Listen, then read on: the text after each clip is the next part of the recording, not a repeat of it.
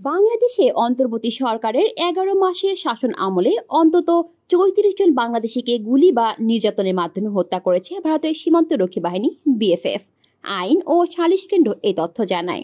আগের বছরগুলোতেও ২০২৩ ও ২৪ সালে এই সংখ্যা যথাক্রমে ৩১ ও ৩০ জন ছিল।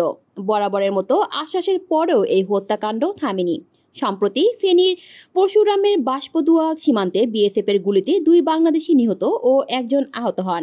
ঢাকা বিশ্ববিদ্যালয়ের শিক্ষক সাজ্জাদ হোসেন মনে করেন, কৌশলগতভাবে গুরুত্ব না দেওয়ায় সীমান্তের হত্যা কমানো যাচ্ছে না। এদিকে ভারতের চলতি বছর ৭ই মে থেকে এখন পর্যন্ত ২,০০০ জনকে অবৈধভাবে বাংলাদেশে ছেড়ে দিয়েছে, যার মধ্যে রোহিঙ্গা ও ভারতীয় নাগরিকও রয়েছে। সীমান্তে বিস্ফোরণ, ড্রোন ওড়ানো ও গুলি ছোড়ার ঘটনাও ঘটেছে। শেখ হাসিনা সরকার পতনের পর ছাত্র আন্দোলনের মাঝে বিএসএফ প্রায় প্রতি মাসেই বাংলাদেশিদের হত্যা করেছে।